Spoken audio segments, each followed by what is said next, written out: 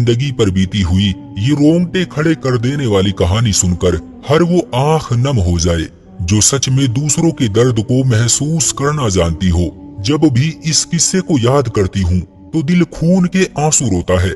मेरे पास अल्फाज नहीं है, बस इतना कहना चाहूंगी, मेरे जैसी जिंदगी खुदा किसी दुश्मन को भी ना दे।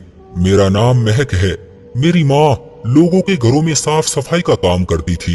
लोगों के झूठे बर्तन धोकर, झाड़ू लगाकर, ये सब काम करके मेरी माँ हमारा पेट पालती थी। कुछ साल पहले बाबा को फालिज मार गया, जिससे गुर्बत ने घर में और भी डेरा डाल लिया। इधर मैंने भी जवानी की दहलीज पर कदम रख दिया था, जिससे मेरी माँ और भी चिंतित रहने लगी। मेरी उम्र 17 साल थी। मैं खूब पढ़ना चाहती थी, लेकिन जब मैं अपने घर के हालात देखती तो मुझे बहुत दुख होता था कि मेरी माँ कितनी जद्दोजहद करके हमारा पेट पाल रही है। किस तरह वो इतनी परेशानी भरकर बाबा की दवाइयों का खर्चा उठाती है। कभी कभी तो ये सब सोचकर मैं रोने लगती थी कि अल्लाह ने मेरे माँ बाप के नसीब कैसे लिखे हैं। अल्लाह को जरा भी तरस नहीं आया मेरी माँ का मुकद्दर लिखते वक्त। मैं तो कभी कभी ये भी सोचती थी कि काश अल्लाह मुझे लड़का बनाकर भेजता, मैं अपने माँ बाप का इस बुढ़ापे में सहारा बन जाती। लेकिन ये तो सिर्फ सोचने की बात है, होता वही है जो रब चाहता है। 10वीं क्लास के बाद मैंने स्कूल छोड़ दिया और घर के काम काज में माँ का हाथ बटाने लगी। कभी कभी वो मुझे भी अपने साथ काम पर ले जाती। मैंने अपना सारा बचपन ऐसे ही गुर्बत में गुजारा। मैं बहुत ही नर्म और नाजुक लड़की थी। दूधिया रंग, निहायत ही खूबसूरत थी। वक्त गुजरता रहा, मैं 20 साल की हो गई। मेरी रंगत देखकर रिश्ते आने लगे, लेकिन ये क्या, सभी को खूबसूरती के साथ साथ माल भी चाहिए था, और माल देने का बजट मेरी माँ का बिल्कुल नहीं था। एक दिन मेरे लिए एक ऐसा रिश्ता आया कि माँ ने झट से हाँ कर दी। मैं हैरान थी कि माँ ऐसा क्यों कर रही है। जब मैंने माँ से पूछा तो माँ ने बताया कि कोई वकार नाम का लड़का है, बहुत अच्छा लड़का है, मेरे एक दोस्त के जानने वालों में से है। उसने बताया है कि लड़का अकेला है, उसका कोई भाई नहीं है, 2 बहन है जिनकी शादी हो चुकी है। वो अपनी माँ के साथ रहता है, बाप नहीं है। बस इतनी सी ही फैमिली है। अगर तुम्हारी उधर शादी हो जाए तो मुझे उम्मीद है तुम हमेशा खुश रहोगी। अच्छे लोग हैं, देखे भाले हैं, मुझे तो अच्छे लगे हैं। बाकी तुम बता दो, तुम्हारा क्या ख्याल है। मैं भी सुनकर खुश हो गई कि शायद मेरी किस्मत बदलने वाला कोई आ चुका है। उन लोगों ने बोला कि हम लोग सादगी से निकाह करके अपनी बच्ची को ले जाएंगे और आप लोग दहेज वगैरह की टेंशन मत लीजिएगा। हमारे घर में अल्लाह का शुक्र है, हर चीज मौजूद है। मेरी अम्मा बाबा इस बात से बहुत खुश हुए कि शुक्र है उन लोगों ने दहेज नहीं मांगा, अगर मांग लेते तो हम किधर से पूरा करते। इस बात पर तो मैं खुद भी बहुत राजी थी। निकाह के लिए उन लोगों ने सिर्फ 1 हफ्ता दिया था। इतनी जल्दी निकाह करना भी कुछ समझ में नहीं आया था, लेकिन खैर जैसे तैसे करके निकाह हो गया और मैं उन लोगों के घर पहुंच गई। घर खूबसूरत था, 3 मंजिला घर, मार्बल लगा हुआ था। मैं देखकर एक लम्हे के लिए तो हैरत में ही पड़ गई थी। जब अपने कमरे में आई तो वो भी अच्छा सजा हुआ था। मुझे एक लम्हे के लिए अपनी किस्मत पर यकीन ही नहीं आ रहा था कि मेरी किस्मत भी इस कदर अच्छी हो सकती है। वकार बहुत अच्छे इंसान थे और सबसे बड़ी बात, मेरी सास बहुत अच्छी थी, मुझसे बहुत प्यार करती थी। शादी को इतने दिन हो चुके थे, आज तक भी मेरी सास मेरे बहुत सारे काम खुद ही करके देती थी। मैं बहुत खुश थी कि शौहर तो अच्छे मिले ही हैं, सास भी बहुत अच्छी मिली है। जितनी उन लोगों की तारीफ सुनी थी वो तो बहुत ही कम थी। ये लोग तो बहुत ज्यादा अच्छे थे। मैं बहुत खुश थी, लेकिन एक बात मेरी सास की बहुत अजीब थी। सुबह जब मेरे शौहर अपने काम पर चले जाते तो थोड़ी देर में मेरी सास भी बिना बताए कहीं चली जाती थी। कुछ दिन मैंने कोई सवाल नहीं किया, लेकिन उनका ये रोज का काम देखकर मैं परेशान हो गई कि आखिर ये जाती कहाँ है। एक दिन मैंने पूछा तो बोली कि मेरी एक दोस्त है, हमारे घर से थोड़े फासले पर ही रहती है, उनके पास चली जाती हूँ, थोड़ा वक्त अच्छा गुजर जाता है। मैंने भी उनकी इस बात पर यकीन कर लिया।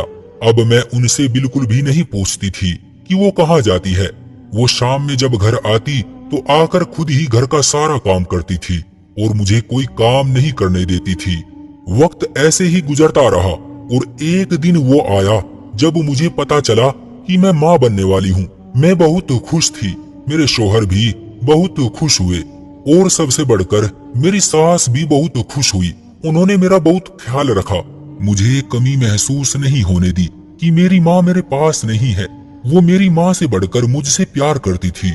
और तो और वो मुझे रोजाना रात में खाना खिलाकर दूध का गिलास अपने हाथों से भरकर पिलाती और जब तक मैं सो न जाऊं वो पास बैठे मेरे सर पर हाथ फेरते रहती।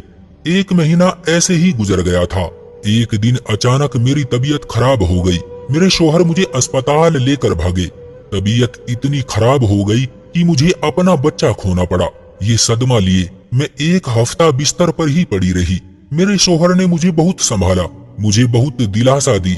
मेरी सास ने भी मेरा बहुत ख्याल रखा। एक हफ्ते बाद वापस पहले की तरह मैं अपनी जिंदगी में वापस आ गई।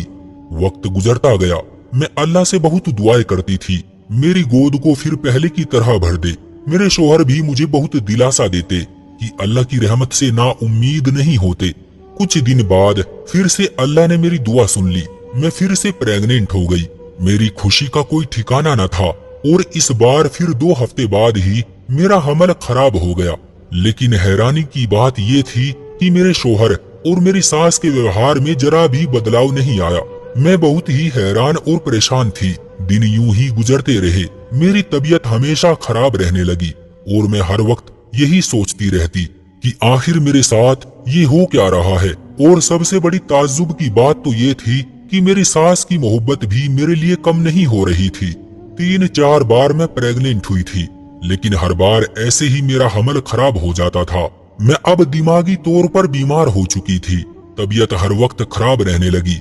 कुछ समझ नहीं आया कि मेरे साथ ये हो क्या रहा है और क्यों हो रहा है।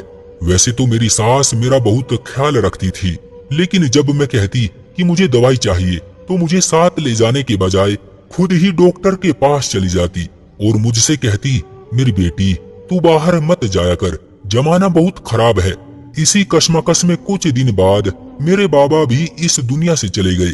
अब मेरी माँ अकेली पड़ गई थी। सब कुछ अजीब सा हो गया था।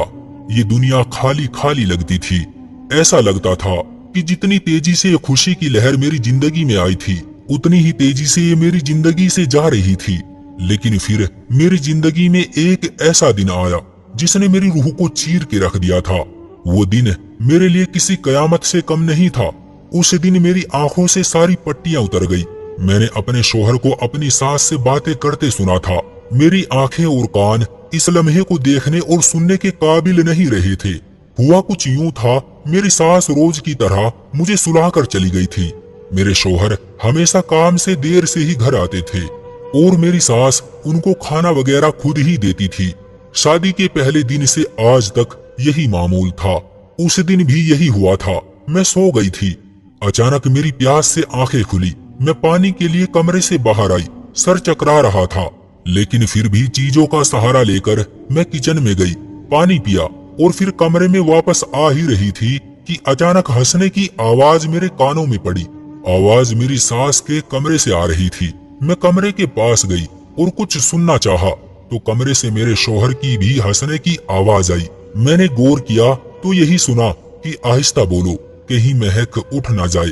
तो आगे से मेरी सास बोली कि वो नहीं उठने वाली। मैंने नींद की गोली देकर उसे सुला दिया है, वो सुबह तक नहीं उठने वाली। ये सुनकर दोनों फिर जोर जोर से कहकहा लगाकर हंसने लगे। उनकी इतनी बात सुनकर मैं गिरने वाली थी। मुझे अपने कानों पर यकीन नहीं आ रहा था कि आज तक मैं जो गोलियां खाती रही वो सब नींद की गोलियां थी। कभी मुझे सुबह से पहले होश नहीं आता था। मैं सदमे में थी। ये लोग मेरे साथ कर क्या रहे हैं। मैंने उनकी और बातें सुनने की कोशिश की, लेकिन सुन ना पाई। अगले दिन मैं उठी, उन लोगों को शक ना होने दिया कि मुझे उन पर शक होने लगा है। दिन ऐसे ही गुजर गया और रात हो गई। रोजाना की तरह मेरी सास दूध और दवाई लेकर मेरे कमरे में आई। मैंने उनका ध्यान बढ़ते ही गोली छुपा दी और उनको ये महसूस कराया कि मैं गोली खा चुकी हूँ और फिर जल्दी से नींद का नाटक करके लेट गई। थोड़ी देर में मेरी सास उठकर अपने कमरे में चली गई। जैसे ही मेरे शौहर घर आए वो सीधा उनके ही कमरे में चले गए। कुछ देर बाद फिर से उन दोनों के हंसने की आवाजें आने लगी। मैं धीरे से उठी और उनके कमरे के बाहर कान लगाकर उनकी बातें सुनने लगी। लेकिन आज जो मैंने सुना, काश वो कभी मैं ना सुन पाती। मेरे शोहर और मेरी सास, जिसका नाम जुबेदा था, आपस में बातें कर रहे थे कि जुबेदा, मुझे लगता है कि ये औरत भी बच्चा पैदा नहीं कर सकेगी। क्या फायदा हुआ मुझे दूसरी शादी करने का? तुमसे औलाद नहीं हो सकती थी, इसलिए इससे शादी की थी। लेकिन लगता है ये भी माँ नहीं बन सकती। अब मैं क्या करूं? मुझे हर हाल में किसी भी तरह बच्चा चाहिए। जुबेदा बोली, मैं अपने शोहर की एक और इससे भी प्यारी लड़की से शादी कराऊंगी। देखना, वो आपको जरूर बच्चा देगी। वकार बोला, तो फिर इसका क्या करेंगे? जुबेदा बोली, ये तो ऐसे ही मर जाएगी। तुम इसकी चिंता ना करो, मेरे पास इसका सब इलाज है। तो इस बात पर दोनों खूब हंसे। ये सब सुनने के बाद मेरे तो पांव के नीचे से जमीन ही निकल गई। मैंने तो कभी ऐसा सोचा भी न था कि जिस औरत को मैं अपनी माँ का दर्जा दे रही थी, वो तो मेरे शोहर की बीवी निकली। ये सब मेरे साथ हो क्या रहा है, कुछ पता ही नहीं चल पा रहा था। मैं जल्दी से अपने कमरे में भाग गई और कमरे की कुंडी लगाकर रोने लगी। मेरे साथ ऐसा कैसे हुआ? मैंने ऐसा क्या किया था जिसकी मुझे ये सजा मिली? खुद पर अब गुस्सा आ रहा था। सजदे में गिर पड़ी, अल्लाह के सामने खूब रोई। अब मैं अपनी मौत को बहुत करीब से देख रही थी।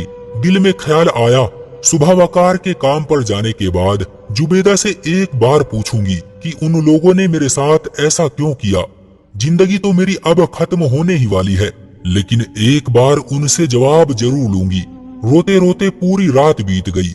सुबह जब वकार काम पर जा चुके तो मैं उठी और सीधे जुबेदा के कमरे में चली गई। जुबेदा मेरी तरफ देखकर हैरान रह गई कि मैं ऐसे उसके कमरे में कैसे आ गई। मैं सीधे उसके करीब जाकर उसका हाथ पकड़कर बैठ गई। जुबेदा, तुमने मेरे साथ ऐसा क्यों किया? इतना बड़ा धोखा तुम कैसे कर सकती हो मेरे साथ ऐसा? मेरे ये सवाल जुबेदा को चौंका देने वाले थे। वो तुरंत समझ गई कि इसे सब कुछ पता चल चुका है। उसी वक्त जुबेदा अपने असली रूप में आ गई और बोली, तुम्हारी अब हमें जरूरत नहीं है। मैं बच्चा पैदा नहीं कर सकती, इसलिए मैंने और वकार ने मिलकर ये सब किया। लेकिन मैं ये भी नहीं चाहती कि वकार की मेरे अलावा कभी भी औलाद हो, इसलिए मैं तुम्हारे बच्चे भी मारती रही और तुम्हें ऐसी दवाइयां देती रही जिससे अब तुम अंदर से बिल्कुल खाली हो गई हो। बहुत जल्द अब तुम ऊपर पहुंच जाओगी। कुछ दवाइयां मैं तुम्हें दूध में मिलाकर देती थी। देखो कैसा हाल कर दिया है मैंने तुम्हारा। जुबेदा की सब बातें मुझे तीर की तरह लग रही थी। मैंने जुबेदा को उसके कांधों से पकड़कर हिलाया और बोली कि अल्लाह इंसाफ करने वाला है। तुमने जो किया तुम उसकी सजा जरूर पाओगी।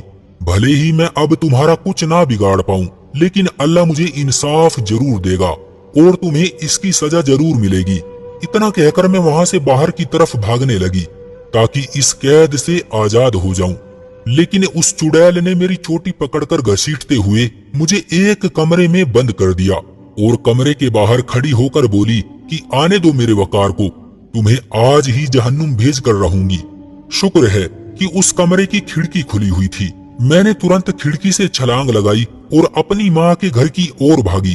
खैर, जैसे तैसे करके गिरते पड़ते मैं अपनी माँ के पास पहुंची। उस दिन मैं माँ के आंचल में चीखे मार मार कर रोई थी। तभी शाम को खबर आई कि जल्दबाजी में दोनों मियाँ बीवी मेरी फोटो लेकर मुझे ढूंढते फिर रहे थे और लोगों से पूछताछ के चक्कर में रोड क्रॉस कर रहे थे कि अचानक उनसे एक ट्रक टकरा गया, जिससे उनकी मौके पर ही तड़प तड़प कर मौत हो गई। दोस्तों, किसी ने सच ही कहा है कि ऊपर वाले के घर देर तो है, लेकिन अंधेर बिल्कुल नहीं। उसके पास हर चीज का हिसाब है। आपका इस कहानी के बारे में क्या कहना है? कमेंट करके हमें जरूर बताएं।